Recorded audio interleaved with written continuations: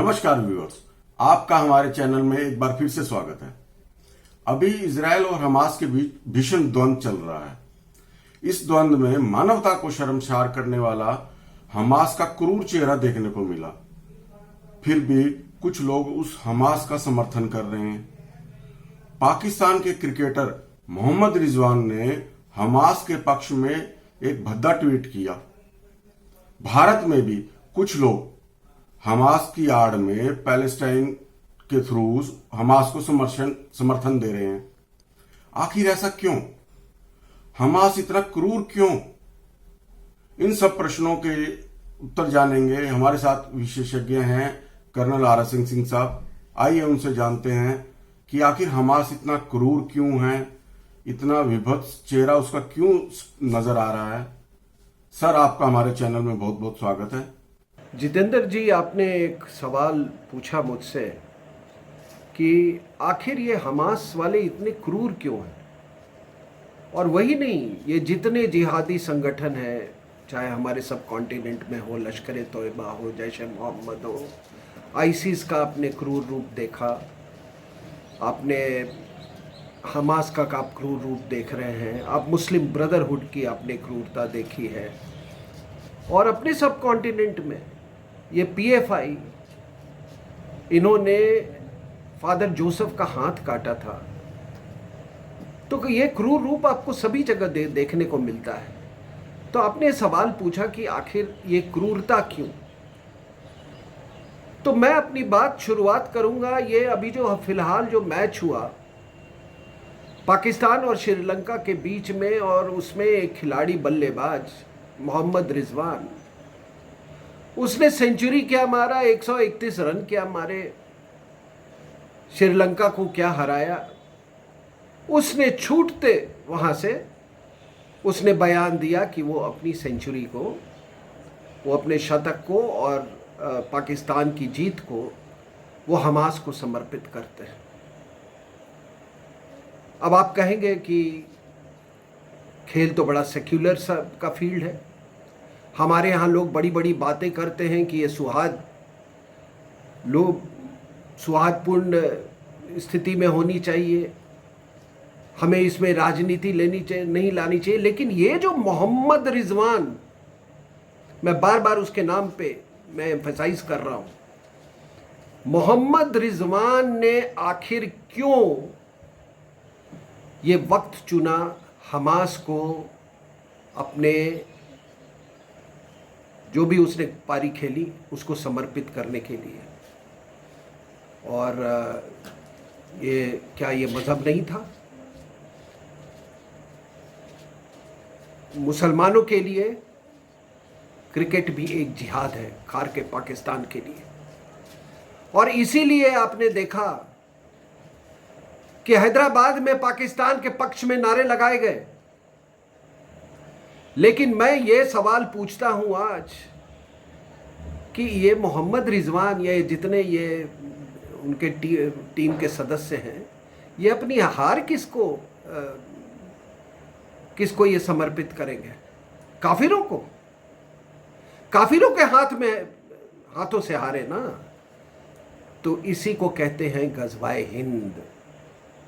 जब भी जीत होती है तो इनमें एक गज़वाए हिंद की एक नई लहर सी फूटती है। और जब ये हारते हैं तो आप देखिएगा उसके बाद इनका मनोबल ऐसा गिरता है कि फिर थोड़े दिन के बाद उसको कंपनसेट करने के लिए फिर दहशतगर्दी पर उतर आते हैं। और यही 1400 साल से कर रहे हैं। आपने मोरक्को में देखा, आपने वर्ल्ड कप देखा, जब फ्रांस की हार हुई तो जश्न, सड़कों पे जश्न, आगजनी, तोड़फोड़। और जब ये जीत में, और जब वो हार गए, जब मोरक्को हार गया तो उसके फिर से आगजनी, तोड़फोड़। तो इसीलिए हम कहते हैं कि हार में भी जीत, और हार में भी हिंसा और जीत में भी हिंसा। ये है इनकी मानसिकता। अब हम उसी सवाल पे हम वापस आते हैं जो आपने पहले पूछा था कि आखिर हमास इतना क्रूर क्यों है। अब इस सवाल का जवाब ढूंढने के लिए आपको एक मुसाब हसन यूसुफ के द्वारा एक लिखी हुई किताब सन ऑफ हमास पढ़नी होगी। मुसाब हसन यूसुफ के पिता एक फाउंडर मेंबर थे हमास के, और मुसाब हसन यूसुफ ने बचपन से इस संगठन को बड़े समीप से देखा है, बड़े बारीकी से देखा है। वो बाद में क्रिश्चियनिटी में कन्वर्ट हो गए, आजकल अमेरिका में रहते हैं वो।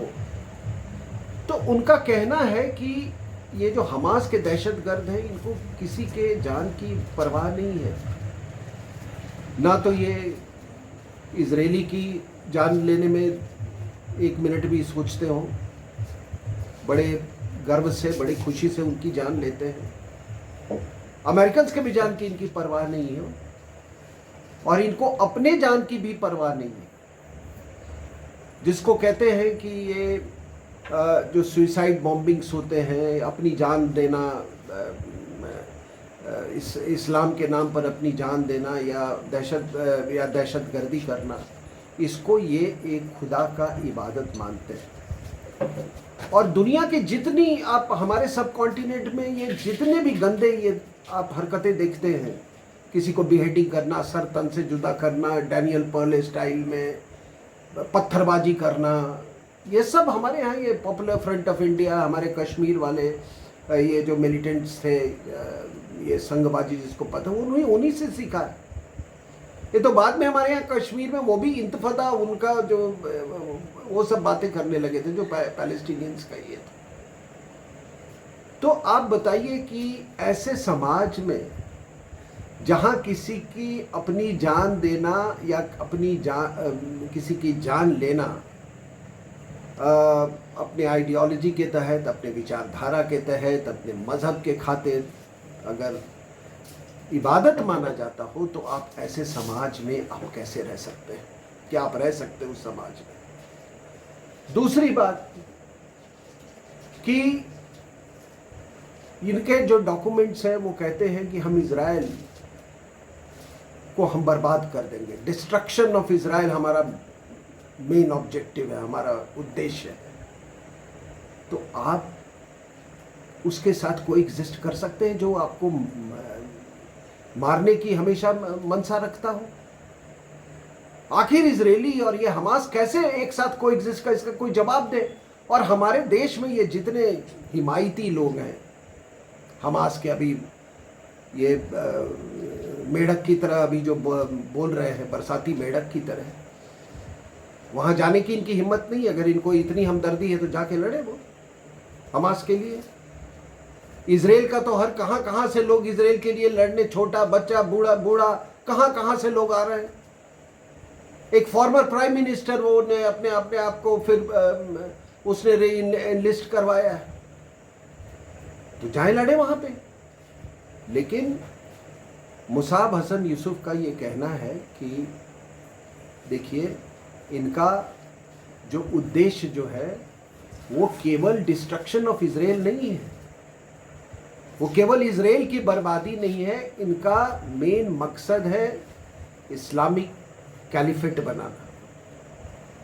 मुसाब हसन यूसुफ ने यह भी कहा कि सिविलियंस को मारना, यानी कि इनोसेंट सिविलियंस को, बच्चों को 5 साल की उम्र से सिखाया जाता है, और कहा जाता है कि इसके बिना इस्लामिक स्टेट, बिना इनोसेंट्स की जान लिए हुए इस्लामिक स्टेट स्थापित नहीं किया जा सकता है। और वहाँ इनोसेंट लोगों की हत्या, ये कहते हैं वो इस्लामिक, ये स्क्रिप्चर्स का हवाला देते हैं इसके लिए। तो ऐसे माहौल में जब बच्चे, 5 साल के बच्चे को इस तरह की शिक्षा दी जाती हो, तो वो बड़ा होके क्या होगा। और मैं आपको एक उदाहरण देता हूँ, और शायद आप इस पे मेरे बातों से आप एग्री करेंगे कि ये संस्कृतियों का युद्ध है। मैं इसलिए कह रहा हूं कि ये संस्कृतियों का युद्ध है क्योंकि अब देखिए इजराइल के अंदर में पैलेस्टीनियंस 3 जगह पे है। हमास है गाजा में, वेस्ट बैंक में पैलेस्टीनियन अथॉरिटी है, ठीक है, और इजराइल के अपने नागरिक मतलब हार्ट ऑफ इजराइल में पैलेस्टीनियंस हैं। दोनों जगह पे गाजा स्ट्रिप और वेस्ट बैंक में कोई 23 मिलियन, दोनों 22-23 मिलियन दोनों जगह पर है, और 11 मिलियन वो बिल्कुल अंदर में है, हार्ट ऑफ इजराइल में, जो कि बहुत नॉर्मल जिंदगी जीते हैं। लेकिन क्या आपने ये हमास के हमले के बाद अगर उनमें भी ये मजहबी उन्माद होता और उसी तर्ज पे ये काम करते, उसी मजहबी तर्ज पे कोई अपने जूइश स्क्रिप्चर्स का हवाला देते हुए या और किसी कारण से,